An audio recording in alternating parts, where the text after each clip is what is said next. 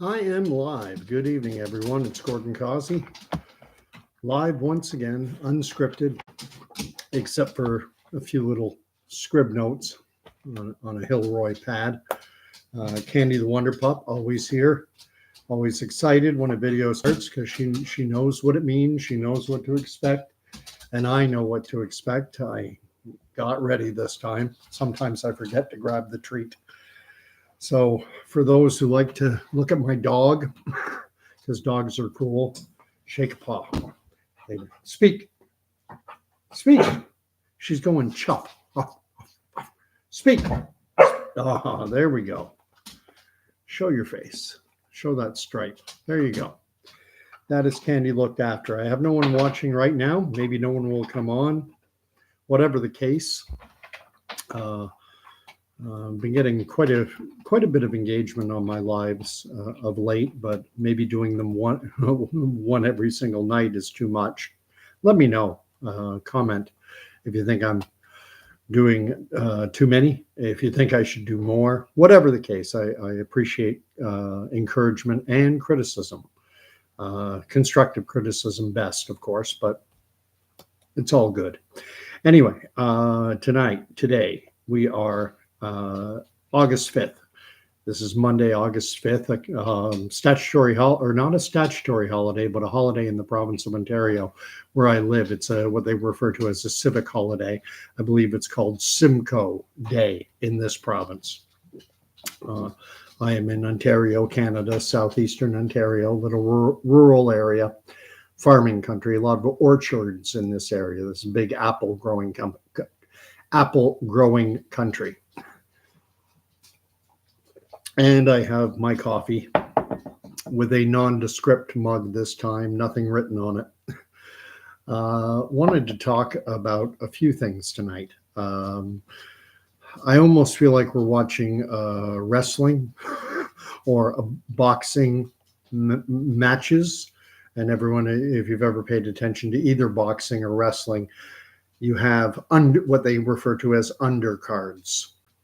You have the main event, which might be Tyson Holyfield, or for those a little younger, Pacquiao against Merrifield, or if you're old like me, Muhammad Ali against Joe Frazier or George Foreman. But before the main event, there are typically a number of undercards. Same thing in wrestling. You know, the main event would be Hulk Hogan going against Andre the Giant.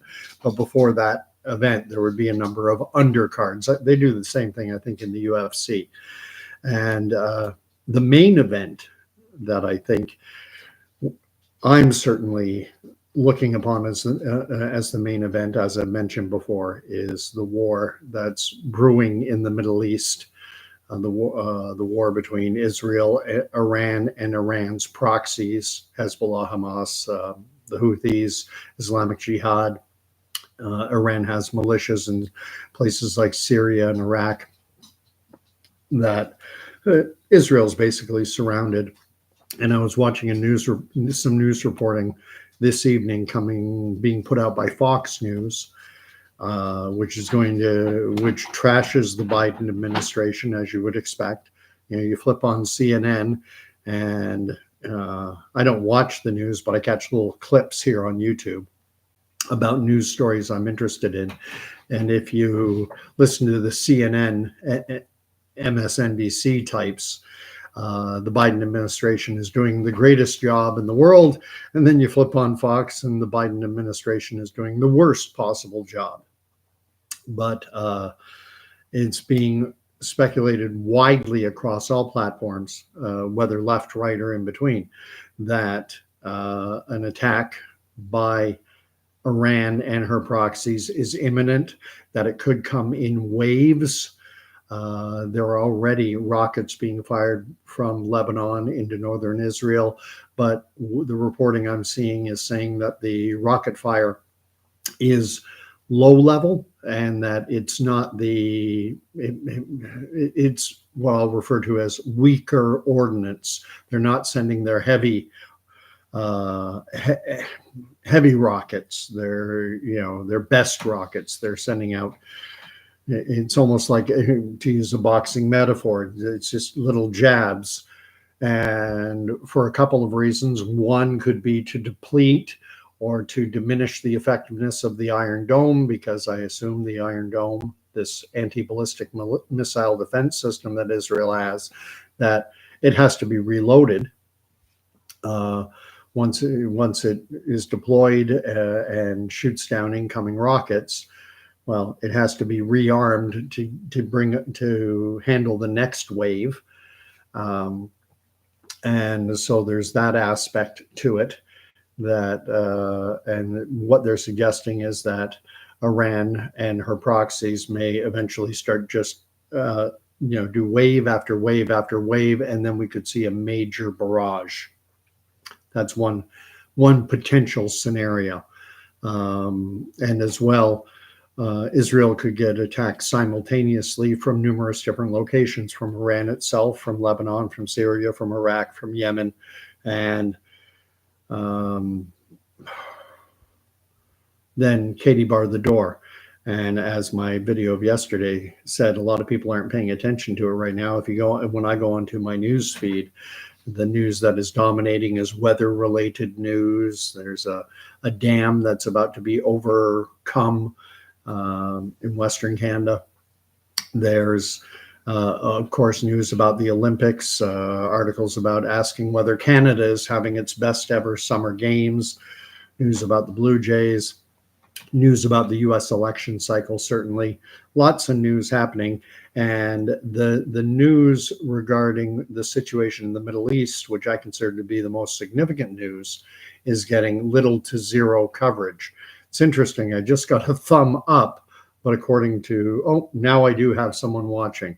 Live chat is on, so you can fill it up as much or as little as you want. But while we're waiting, we might as well fixate in on the undercards and this controversy over these two boxers, Amin Khalif and Lu Ting, I think is the name of the other individual, who I believe is from Taiwan, is heating up. It's dominating social media, so sucking out all the oxygen. And I'm learning far more than I ever thought I would about intersex. And anyone who's watched any of my previous videos knows, prior to this controversy blowing up, life was much easier. I would often say, feelings do not supersede biological reality.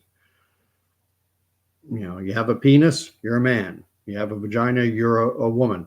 If you're XX, you're a woman. If you're XY, you're a man. But in pretty much all of those videos, I'm pretty sure pretty much all of them, and maybe even all of them, I always said I'm not talking about intersex.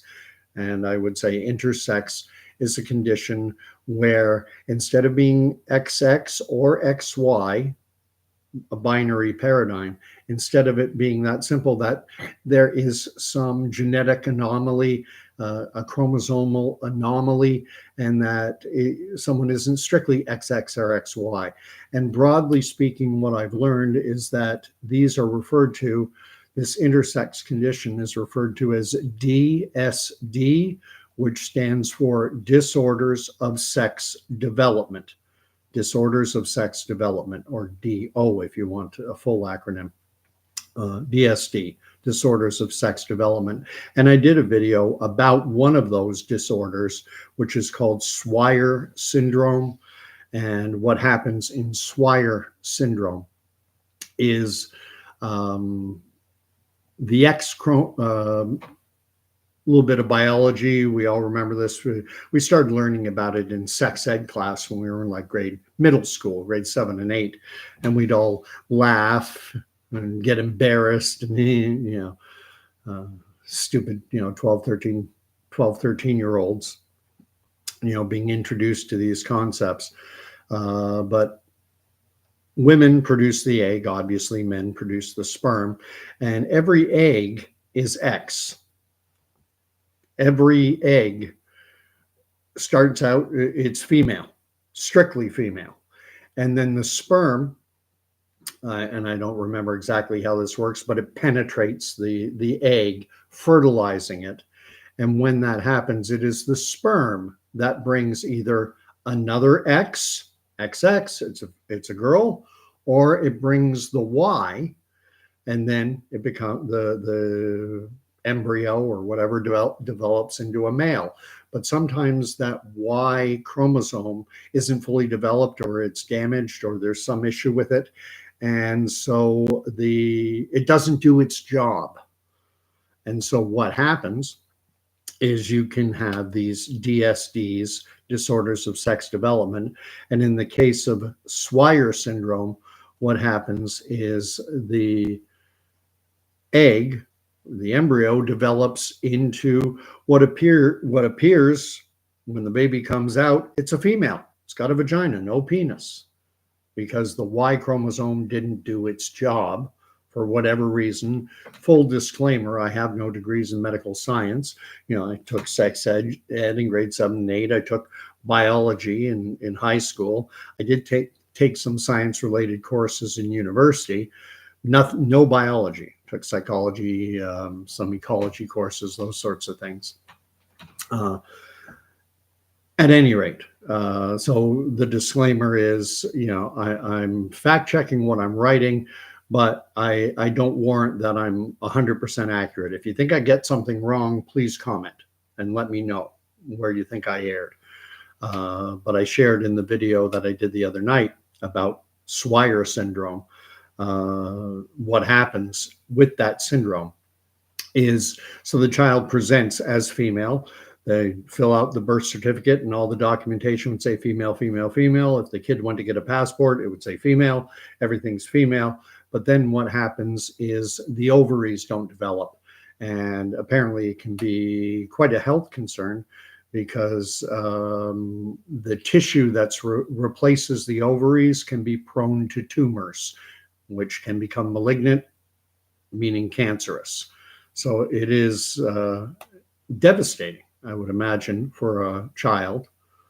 I talked about walking around in the shoes of the other person, crawling around in their skin and trying to see things from their point of view. It's hard to imagine what it would be like for a child growing up.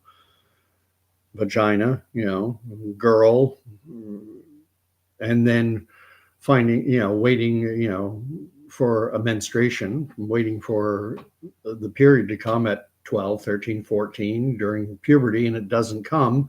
And then you go to a doctor, and doctor does tests on you and finds out that, well, you aren't XX female, you have a Y chromosome, but the Y chromosome was in some way defective, and so you didn't develop male genitalia. And how that would impact other aspects that differentiate the males and females, this I don't know. Musculature, hormonal levels, there are differences between men and women. Both physiological, psychological, hormonal, and so how it fully impacts, I don't know. And just for me, this makes the whole situation incredibly problematic. It's not, the simple default people want yes, no, right, wrong, good, bad, and this is one of those situations I find where I'm on unfamiliar ground. Prior to this debate coming out, if someone had a vagina, I'd say, okay, well, vagina, that's a girl. But now there are people saying, well, it doesn't matter what the sex organs don't matter. It's how, look at this picture. This Amain Khalif presents, this individual is dressing like a man, so that makes her a man. And okay, so we're now going to default to dress and behavior.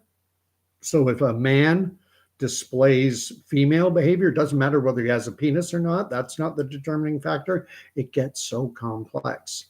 Daniel Copeman is here. Good evening to you as well. He's got his cup of coffee, the cross which I love, the praying hands. Most will know that I am a professing Christian, and I'm getting louder and bolder. I was testifying today to a young coworker, a girl in high school, telling her, and telling her, trying to invite her out to church, and talking about things I talk about on this channel, about how, come on, there has to be a God. We do not live in, this creation is not just the result of random accidents. And Monarchy writes, save the friggin' frogs. You're jumping ahead of me. That's another wink, wink, unrelated topic. This atrazine.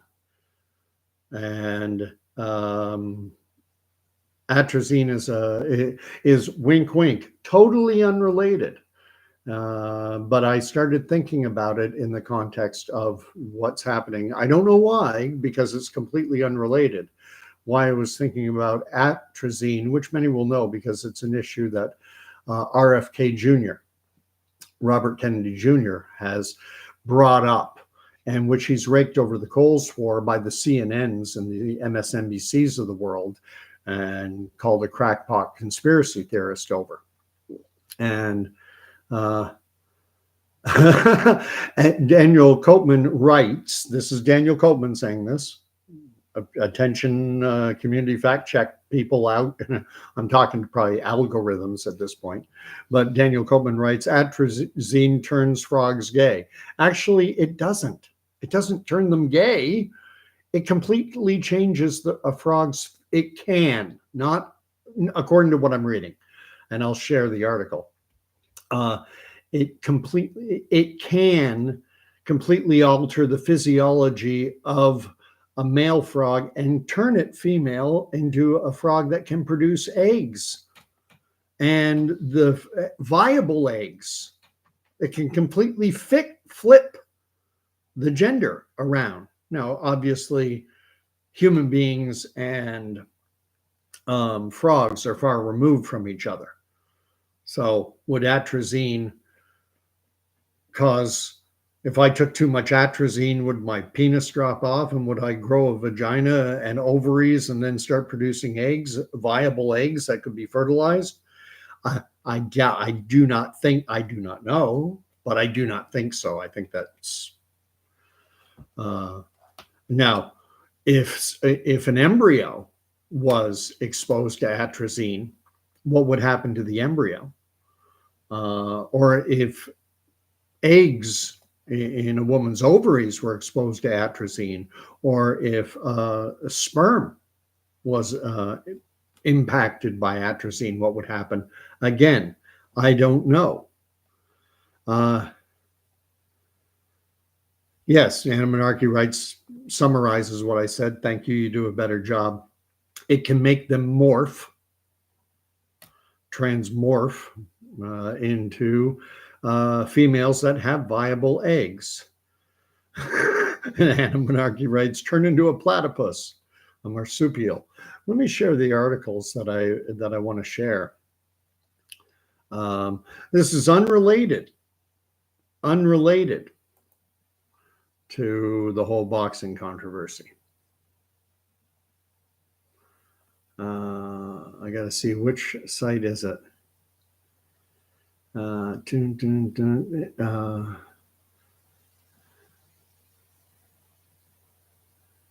got to be this one. Share.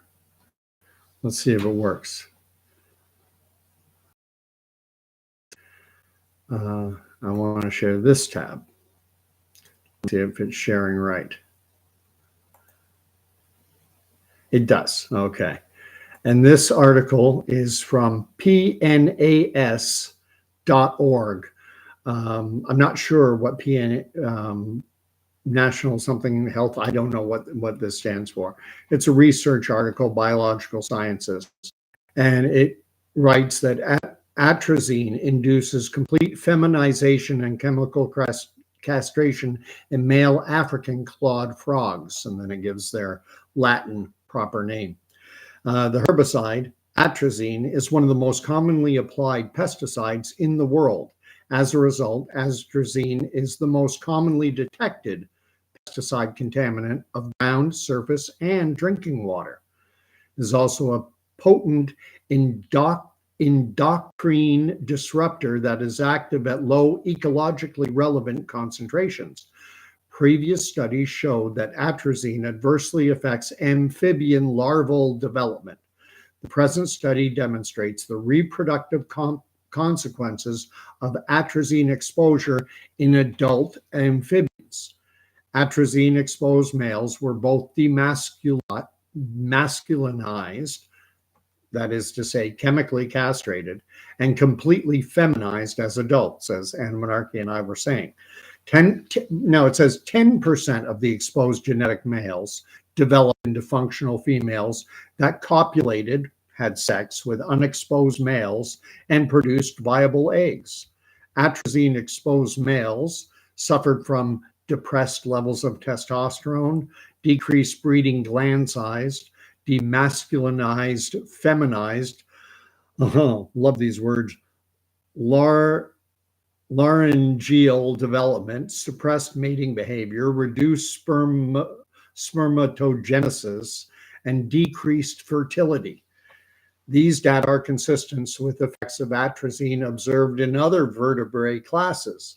The present findings exemplify the role that atrazine and other endocrine disrupting pesticides likely play in global amphibian declines. So what the article is saying is that the reason the world's population of the global population of amphibians, of things like frogs, is on the decline could be, at least could be, related to the widespread use of this herbicide, pesticide.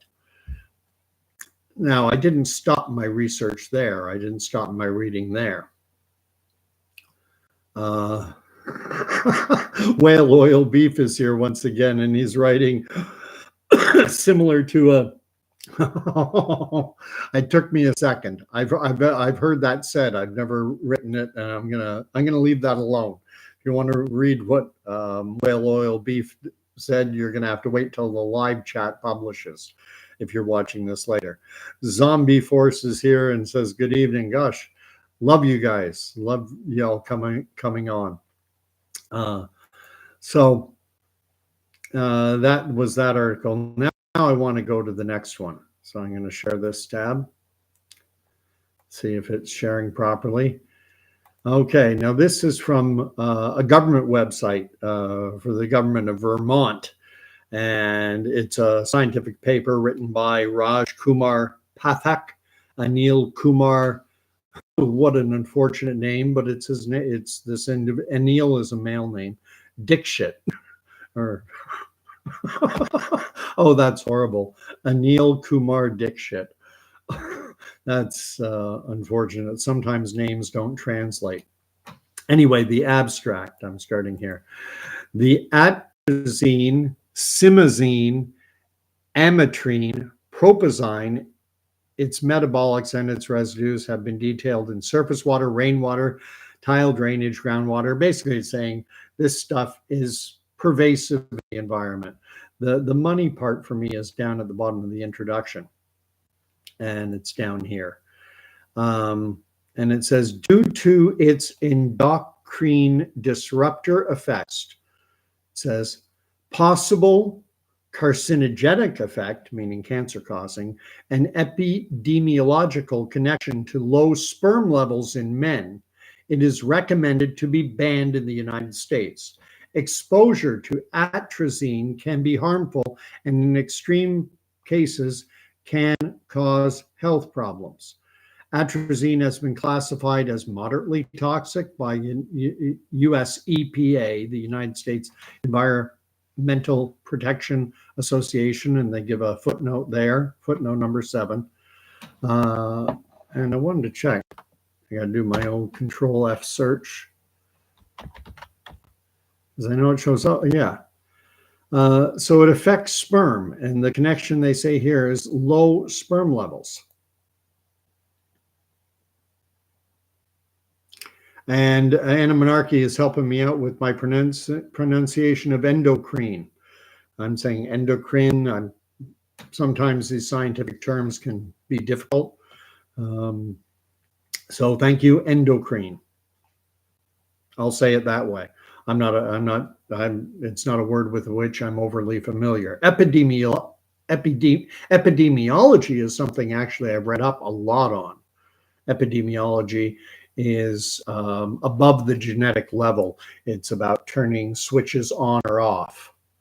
It involves writers, readers, and erasers. And science has gotten so far that it can go into a genetic sequence on a domain within the genetic code and read whether a cell, whether part of the DNA is in the on or off position. That's the reader. And then the writer can then push it into the on position, or the eraser can switch it to the off position. And there's talk of, if you have genetic flaws, and basically what it's suggesting, what the field of epidemiology suggests, my understanding, is that genetic anomalies and problems could be solved through epigenetic drugs and mechanisms that could take parts of your DNA which are in a disease state and switch them to the non-disease state. I find this stuff is both fascinating on the one hand, but also very frightening on another, because it involves something humanity is not good at. We like to play God, and we get into trouble. And Anna Monarchy believes, and is pretty sure, but it's not being warranted, that it gets passed through breast milk. And I'm assuming you're talking about this atrazine, this herbicide, that it can be passed through breast milk. My question is, I wonder what it does to a woman's eggs and what it does to a man's sperm. And, would it have any impact on a Y chromosome? And could it lead to problems unrelated to, something like Swyer syndrome? Wink, wink. Unrelated, where a penis and testicles don't develop, and instead, because every egg always starts out, it's X only. It's the sperm that brings in either another X or a Y. Well, if that Y is in some way damaged, and I don't know if studies have been done. They've been done on frogs, but hasn't been done on humans to determine what impact it has on the reproduction. And then I was curious as to how widely used is this atrazine? Is it in Canada? And turns out, oh yeah, it is available in Canada and it's widely used. I'm going to do a Google search, and I'll share it as well. So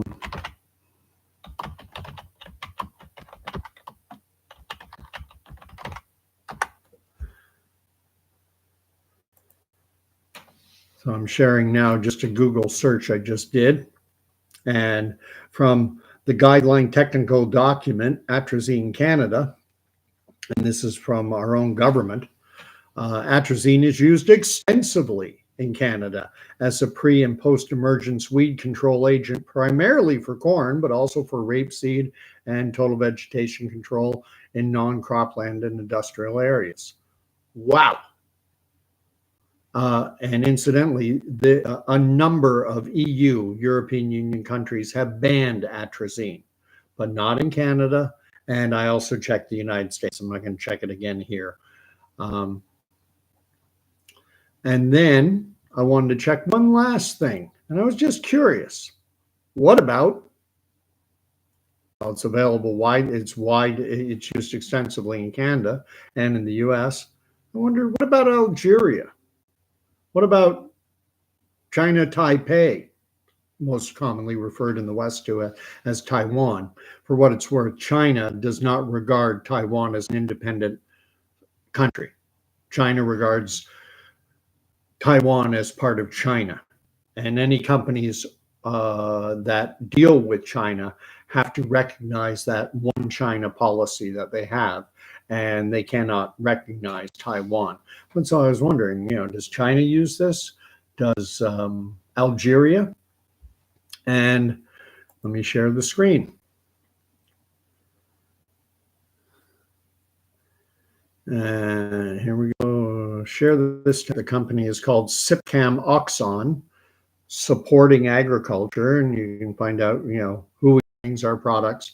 And under the products, one of their products is Atrazine, a pre-emergence and post-emergence herbicide for the control of annual broadleaf weeds and partially of grasses. And it gives you the molecular weight, what class, diazine, gives you the diagram, the components of it, the molecular structure, I guess you would call that. And if you go down to the bottom here, you can look up location. You can get this. And let's go to Africa. It's in Algeria.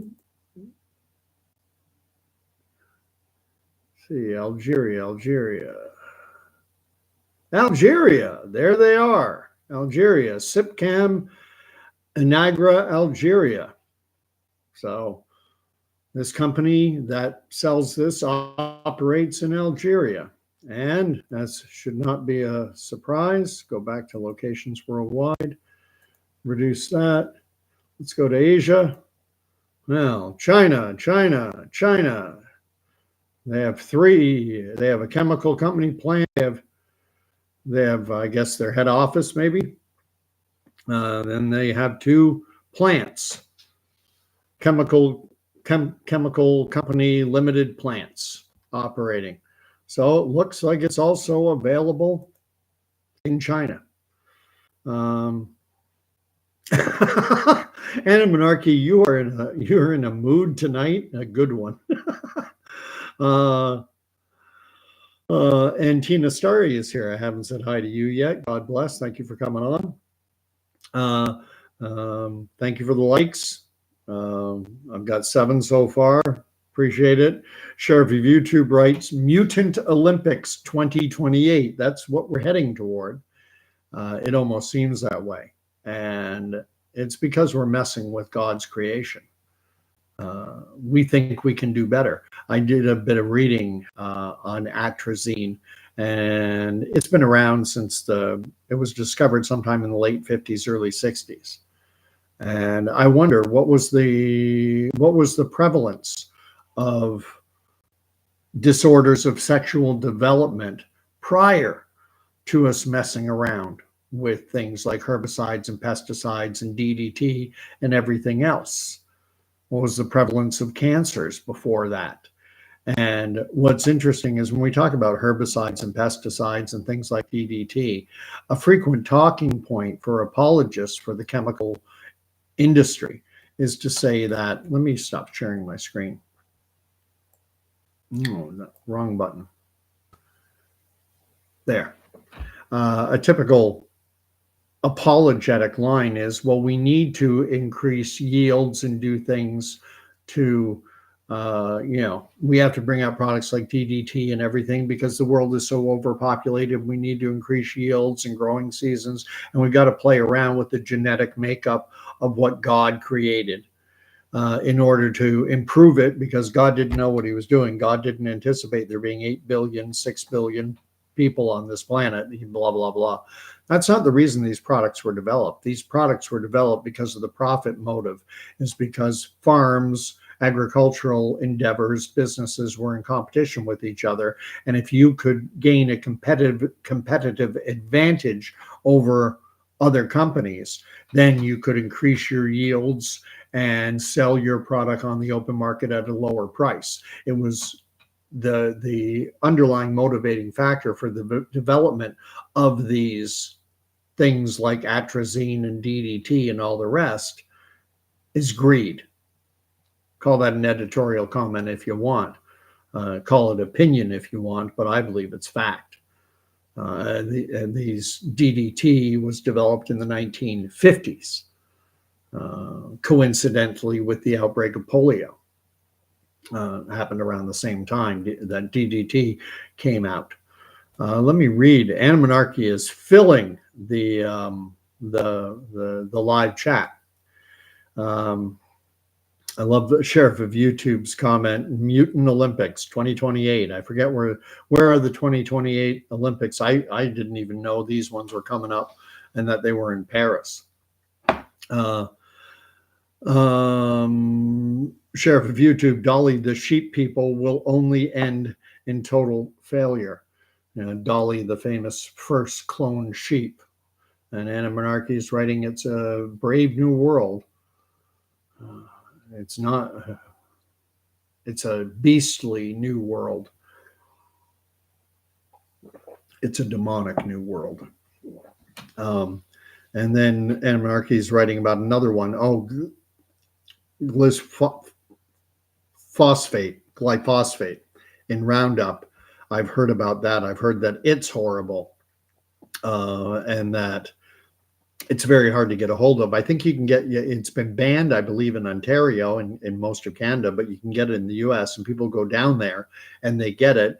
And also many of the laws preventing individuals from using these drugs, golf courses, though, commercial endeavors, oh, well, that's okay. They can do it because their business requires, manicured, beautiful Bermuda and other type of, fancy grasses. And so, they're allowed to use them. The environment be damned. Reading on. Animonarchy, rapeseed feels unfairly judged and identifies as canola. You are in a mood and a half. Monsanto makes Roundup, according to Animonarchy. I think you're right. And Monsanto is big into genetically modified foods, organisms, so-called GMOs. Animonarchy and your vocabulary. Look at this. These poisons are ubiquitous. They're everywhere. I love that word. That word made the rounds. Every now and again, certain words get into common usage. And I think it was a few years ago, everyone was using the word ubiquitous instead of just saying they're everywhere.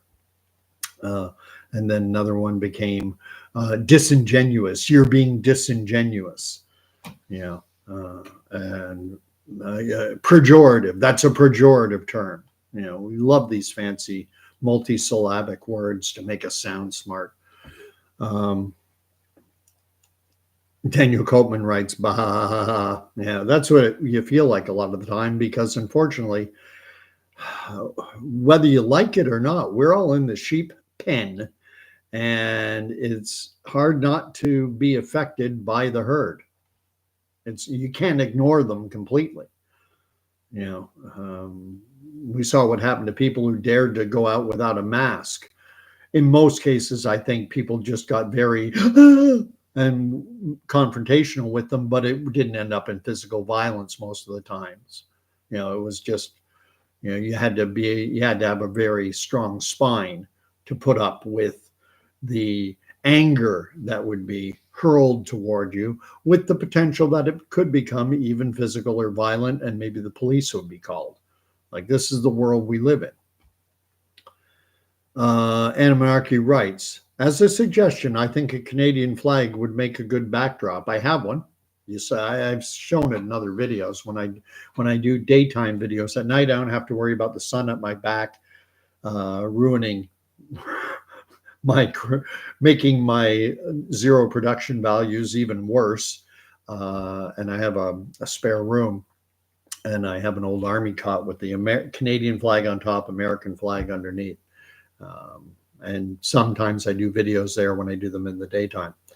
Daniel Copeman writes, an upside down Canadian flag might be more appropriate. Signifies a country in trouble. Distress. It's a symbol of distress. And honestly, when during the trucker convoy protests and during other lockdown protests, some of which I went to, I didn't go to a lot of them. I went to one in Toronto. I went to one up in Peterborough. And I never, being ex-military, I never liked seeing the Canadian flag flown upside down. And it's simply because, and I would never tell anyone not to do it because I believe in freedom of speech. But the reason I would never do it and the reason I don't like it is I don't like to signal distress, that I'm in trouble. The Bible tells us that we are not to live in fear. And when you're signaling, I'm in trouble, I'm in distress, that to me is an open admission of fear. And I'd rather wave the Canadian flag, pointy things up, stems down. I don't know if anyone remembers, but it was the 1992 World Series when the Toronto Blue Jays played Atlanta, in Atlanta. When they had their first game in Atlanta, a Marine color guard from Georgia came out and famously flew the Canadian flag upside down. And you're going to tell me that a Marine color guard didn't know the proper orientation of the Canadian flag? Bull roar. They knew exactly what they were doing. They were trying, it was a subliminal little message that they were trying to get out. Amonarchy wrote, someone told me kids used to run through the DDT truck mist and get all excitable because it's an exitoxin, something that gets you, I guess, hyperactive. I don't know. Hey there, farmer, put away that DDT now. Give me spots on my apples, but leave me the birds and the bees. And maybe leave my chromosomes along too so that I develop properly. Who knows? Just open questions. Zombie Force is here. Wow. Everyone's coming. Old, new, and anyway, Zombie writes, there is an average between 14 to 15 antibodies given to all commercial beef, the fertilizer, I think you mean antibiotics, or which are antibodies, yeah. The fertilizer you talk about is used in much higher percentage in animal grains. It then passes to the human chain. There's no doubt that I've been exposed to this and everyone has been exposed to this. And it's probably been accelerating. I assume. I don't know. I don't know empirically, but I assume the use of these herbicides and pesticides is increasing. Amonarchy says ubiquitous means also means all at once. I was just taking to mean, yeah, all at once and everywhere. It's, you can't avoid it. Daniel Copeman writes, Gen Xers, which is what I think that's what I am, 1966, I'm Gen X, are fit for what's coming. Millennials, not so much, no kidding. And even as a Gen Xer, I was talking in my last video about how, the Amish and the Mennonite, regardless of their generation, the old order, what they call the old colony types, they're the most prepared because they know how to farm. They know how to get by without electricity. They don't need the internet. They don't need a phone, the old order. They know how to survive. They don't need those things. They know how to make their own candles, how to make their own blankets, how to fix a wagon, metalsmithing, blacksmithing, all kinds of smithing that all we know is how to go to Walmart, Canadian Tire, and Home Depot. Daniel writes, he agrees with me about the flag. Just my thought. Again, I'm an absolutist pretty much on free speech. And if someone if that's the way they feel and they want to express that feeling and it doesn't mean the same thing to them as it does to me, that's fair enough. I would still tell them my opinion, and maybe it would change their mind, maybe it wouldn't.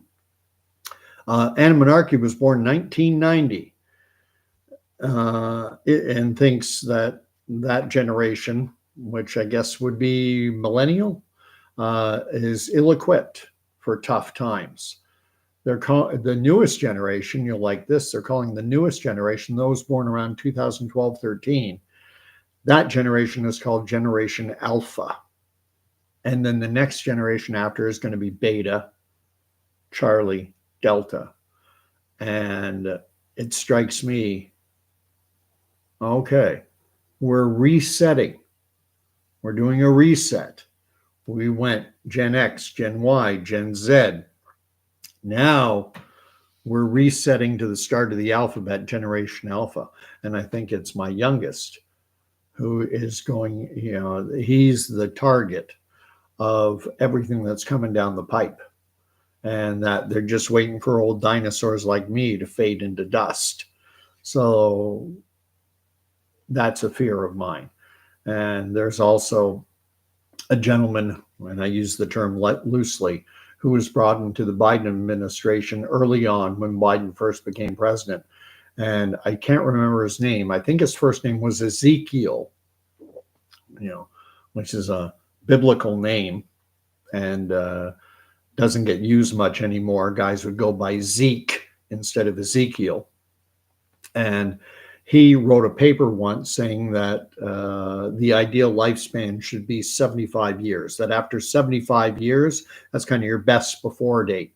After 75, you're basically a drain on society. And so it would be best, that would be the ideal lifespan for the human race, would be 75 years of age, which gives me 17 years left. Think about it. I mean, that is demonic on steroids.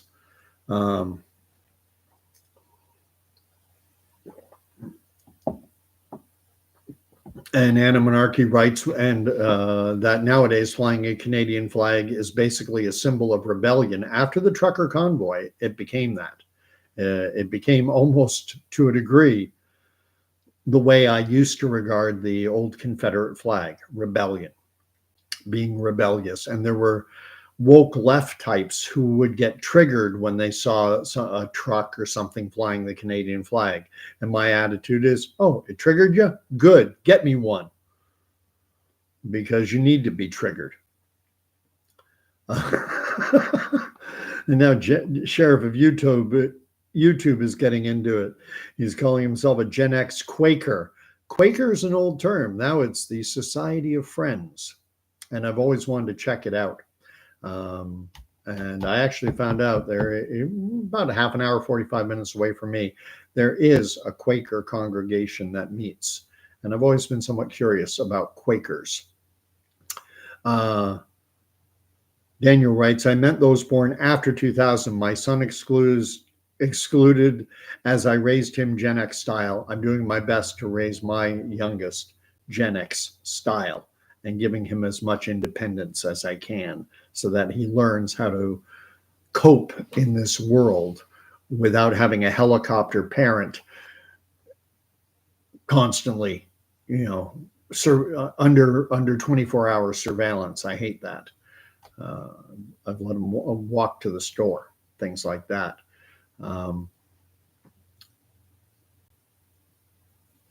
Anna Monarchy writes, neuroexcitoxin or exoneurotoxin, whatever, overstimulates the brains and fries neurons. It's all there's so much we do in this world where we think we can improve on God's creation, and we cannot. We cannot. We make things worse. It's what I said before about perfection is the enemy of the good. God created a very good world. But he created a perfect world, and then we come along and we think we can improve on it, and we make things worse and worse and worse and worse. I think of the pharmaceutical industry, and it's, we'll take this drug for your anxiety, but it causes weight gain. Well, don't worry. When weight gain comes along, we'll give you metformin. That's a drug that'll help suppress your appetite and maybe get your weight gain down. But if it doesn't work, don't worry. If you develop full-blown diabetes, then we'll give you insulin to, manage your diabetes. And then the diabetes, people, if you know anything about diabetes, it quite often progresses into cardiovascular disease. But don't worry, we have drugs for cardiovascular disease. We have things like SGLT inhibitors, things like Lipitor and Crestor, and then it can progress into the kidneys, and you can have renal failure, and it all, it's just one after the other, after the other, after the other. Well, we have another drug, we have another drug, we have another drug, we have another drug. And what happened? Well, when did we get this? What caused this explosion in diabetes? Processed sugar. I'm convinced, non-expert, is a major contributor. I'm not talking fructose or lactose or the sugars that occur naturally in things like strawberries, blueberries, apples, milk. These are natural sugars. I'm talking about processed, refined. Basically, I consider it chemicalized sugar that's just added to everything to make it taste good, and I believe it's a proven toxin. And but it's in everything. And we don't grow our own food, and we don't make our own food anymore. We all shop at the grocery store. Even people go to the farmer's market. They go once a week, once every couple of weeks, but they're still going every few days to the grocery store, and they're loading up and look at the sugar content. Next time you look at the ingredients, sugar, sugar, sugar, sugar. Oh, you don't want sugar? We'll give you this chemical thing, this aspartame or whatever. And but this world has gone crazy.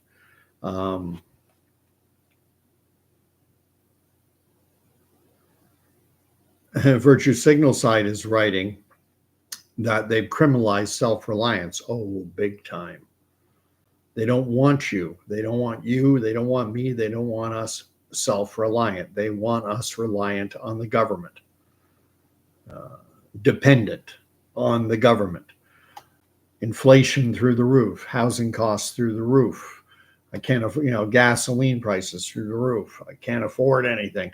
Okay, well, we'll give you a little bit of your money back so that you can survive. And we're supposed to say, oh, thank you. Another little bit of news. I'm going to end it here because I'm just kind of rambling now. I just wanted to share that bit on Atrazine. And I was approached today by the president of the EDA, Electoral District Association for the People's Party of Canada. During the 2021 election, I helped the PPC candidate. I helped organize an outdoor event in my little town, had the candidate Nathan came out. We had a guy playing the guitar, playing just, country western, easy listening, old music to kind of try and draw a crowd. We had a bunch of the campaign signs out in a local park in the downtown. And probably over the course of a couple hours, 70, 80 people dropped by. Peak, there were 15, 20 at one time. And it was around that peak. This was a meet and greet the candidate event. And it was publicized as much as I could on social media platforms. And we got some people came out specifically, and others who were just happened to be there and decided to check out what was going on. And someone said, Nathan should go up and give a speech. And we had sound equipment there for the guy playing the guitar. And I said, all right, well, someone should introduce him. And I was told, well, you go introduce him. So all right. And I did an impromptu speech. I thanked everyone for having the courage to come out and not being afraid of a pandemic and not being afraid of getting within 6 feet of other people, and for coming out to find out for themselves what the PPC stood for, rather than listening to the lying CBC and other mainstream media outlets that lie.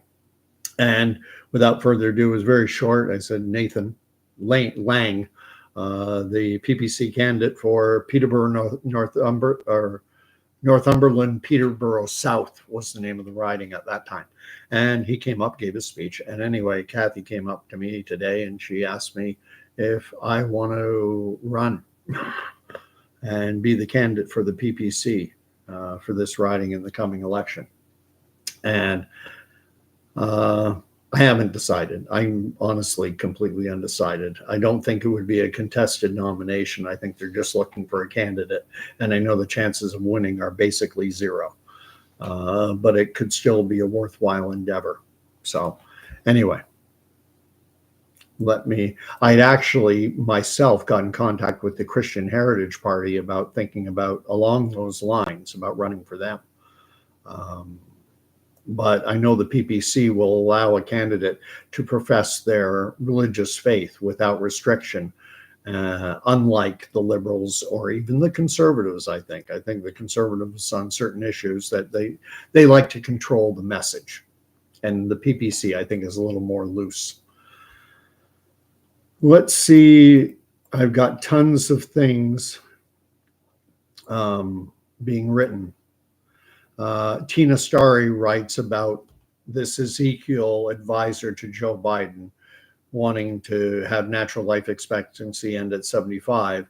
That is so sad. The elderly are a treasure, and they are. The wisdom that our elders have gained, people in their 80s and 90s and centurions, and we should cherish and value it. But that's not the world we live in now. Now, their regard, the elderly, and I'm starting to fall into this category myself, are regarded as backward thinking, and not progressive. And we're old dinosaurs, and we need to be pushed away so that this new world order, this great reset, can go forward. Anna Monarchy writes, some districts claim produce gardens are unsightly and don't allow them. True, there's all kinds of stuff out there, and it's sometimes hard to differentiate between what's real and what's just inflammatory. But I've heard stories about rainwater collection being made illegal, that you're not allowed to collect rainwater that falls onto your roof and into your eaves, and you put it into a rain barrel. I've heard that's in some jurisdictions been made illegal. And now backyard farms, some people have chickens to produce their own eggs. And maybe they, I don't know what you call it, plucking a chicken. I don't think you call it butchering, but, using it to have chicken.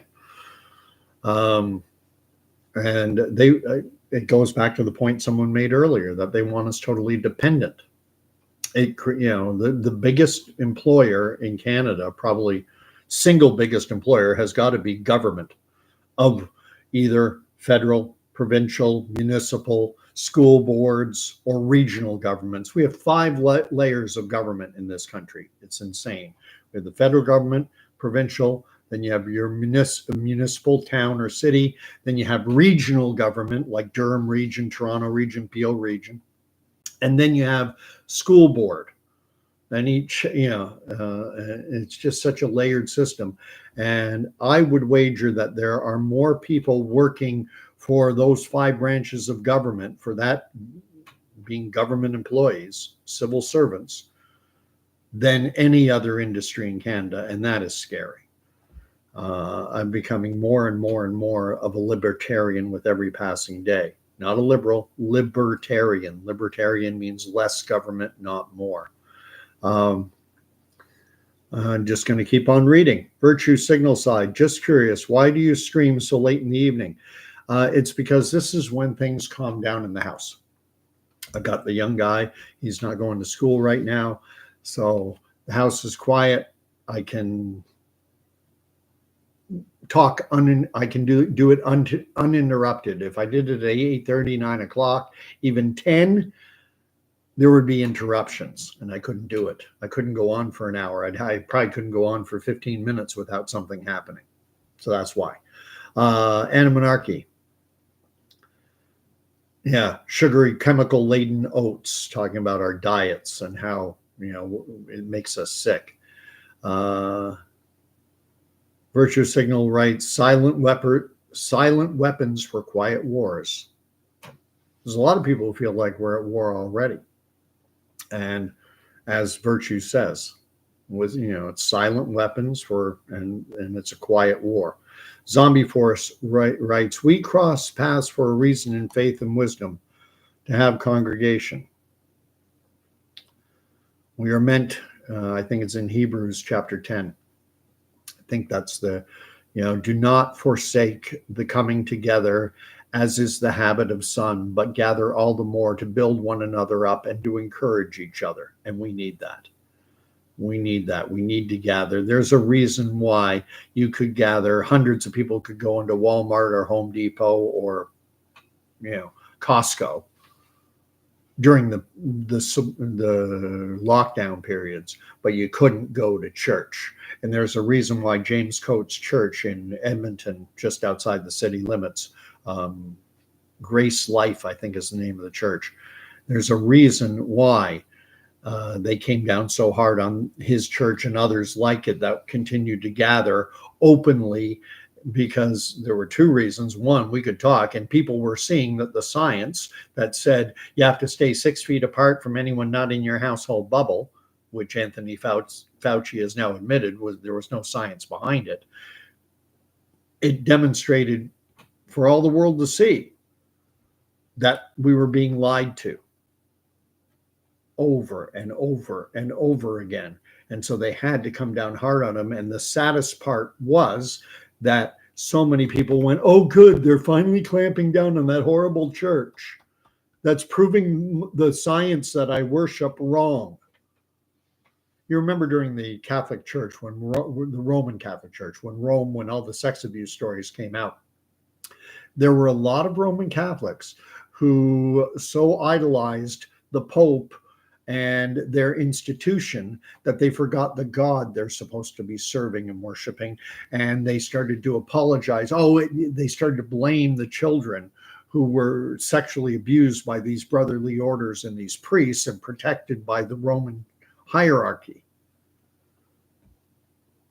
And that's the same type of mentality that went into people applauding when churches like Grace Life in Edmonton were shut down. They put up a double fence around their building. What was beautiful, it was one of the most uplifting services I ever saw. They did an underground service, but they streamed it on YouTube, and I watched it. And James Coates came up, the pastor for the church, and he said, they took away our building, but that's okay. We'll just find another. And boy, they sang. I love worship music. They sang, "This is my Father's world," and they sang, "It is well with my soul when peace like a river attendeth my way, when sorrows like sea billows swell. Whatever my lot, thou hast taught me to say, it is well with my soul." I love that hymn, especially after having learned the history of it. And I'm going to share that. That's how I'll end it. And I'm going to stop reading. Because there are just too many messages going up. And it looks like it's, That song, "It Is Well With My Soul," was written by a gentleman by the name of Horatio Spafford. And he lived in Chicago in the 1800s. I don't know exactly the year. I think it was 1850s, 1860s, somewhere around there. It was during the time of what is called the Great Chicago Fire. And he had I may have the exact details wrong. He had a number of children. I think it was 4 girls. And then finally he had a son. And his little boy was the youngest. And if you know any man, any father who's had girl, you know that man wants a boy. It's just part of our nature. Wants that boy. And so he finally got his son. But then at 3 years of age, his son contracted scarlet fever and died. And then what happened was there was the Great Chicago Fire. And Horatio Spafford was a landowner. He was very wealthy, and a number of his properties were totally destroyed. And at that time, there was an evangelical Christian, I think it was Moody, who was touring England and who was friends with Spafford. And he sent him a telegram and said, you've had all this trouble, your son dying, your properties being destroyed, et cetera, et cetera. Why don't you come over to England? I'm doing tent revival meetings. We're traveling around. renew your spirit and your soul and everything, and come over. So Spafford agreed, and he booked passage for his wife, his 4 daughters, and himself to travel by ship across to England. And then just before they were to leave, he received notification from the Land Registry Office for the city of Chicago saying that the records detailing who owned what properties had all been destroyed in the fire, and that to assert your ownership of real estate, that you had to show up on a specific date with your paperwork, your documentation, and that if you didn't, then you would lose property, you would lose ownership of your land. And so Spafford, not wanting to lose, he had extensive land holdings, expensive land holdings in Chicago. So what he did is he sent his wife and his 4 daughters ahead to England, and he with the instruction that he would join later. And they went and they sailed for England, and he went and he dealt with the Land Registry Office and got everything sorted out.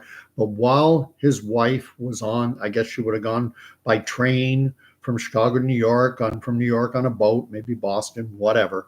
And while the ship was sailing across the Atlantic toward England, it was hit by a ship laden with iron ore or something like that, a big steamship, hit the passenger ship that Spafford's wife and 4 daughters were on, and it sunk. And Horatio Spafford, received a telegram from his wife. His wife survived. And the story I've read is that it was a 2-word telegram: survived alone. His 4 daughters had been killed as well. So Spafford, then, everything having been dealt with, he booked passage. He sailed to meet his wife in England. And he was a prominent citizen. So the captain of the ship, as the boat that Spafford was on was crossing over the area where his wife and daughters, the ship that they had been on, where it sunk, he was brought up to the where the captain is, the helm or whatever it is, that part of the ship. And he was told, we're now going over the spot at which your daughters lost their life. And that's when the words to "It is well with when sorrows like sea billows swell. Whatever my lot, thou hast taught me to say, it is well with my soul." It's a beautiful hymn, and it means so much more when you understand the context under which it was written. I don't even know if I ever read it. It was later put to music by someone else. But there are words in it that just, I choke up when I hear that hymn being sung. That you paid my sin, not in part but the whole, is nailed to the cross, and I bear it no more. Praise the Lord, O my soul. Amazing hymn. And I'll leave you with that. I'm probably going to take tomorrow off, take a break, unless something really blows up in the world, if that attack starts happening. And there are more talk that I saw another story, mainstream, talking about the fact that it's around August 12th, 13th. That's the historical date on our modern calendar that lines up with the Jewish calendar for the days when the people of Israel, suffered their 2 greatest defeats in history, when the first temple of Solomon's temple was destroyed, and the second, typically called Herod's temple.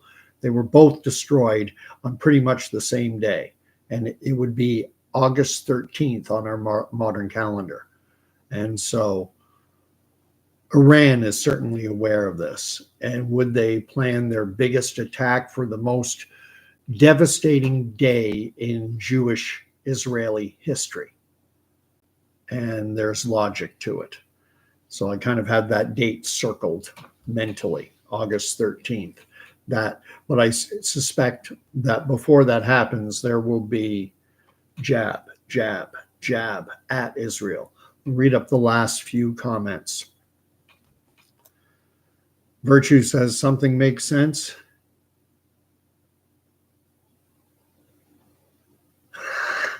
Anna Maraki thinks I'd be a good politician. I don't know. I don't think I would.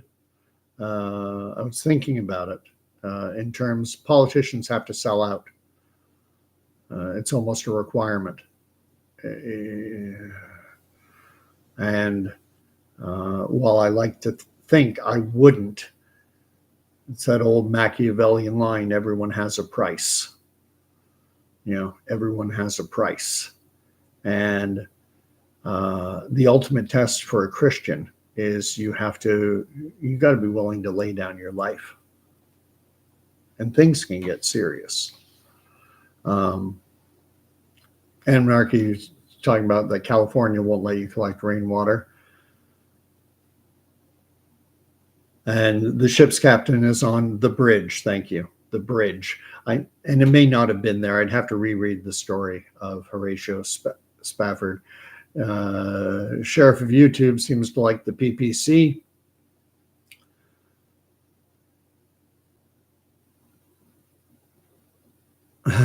We'll see. We'll see. Thank you, Daniel. And yes, Jesus is King. And PPC for life. Virtue writes, what so sucks most at this time is that those of us who are emotional, artistic, have to suppress our feelings because in times of war, emotional responses are not a luxury that we can't afford. You can never divorce yourself from your humanity, even in war. So that's my view. You can be a sentient, feeling human being without allowing emotions to rule your intellect. Anyway, may the Lord, you know how I'm going to end it. May the Lord bless and keep you. May the Lord make his face to shine upon you. And may the Lord grant you and me and everyone peace. Good night. Thank you, everyone. I'm not going to say all the names, too many. Thank you, everyone, for chiming in. And again, you know the drill. If you enjoyed this talk and if you think someone else might enjoy it, hey, I think everyone here is subscribed. But if you know someone who might enjoy this, share it out with them. All right. God bless. We'll talk to you soon.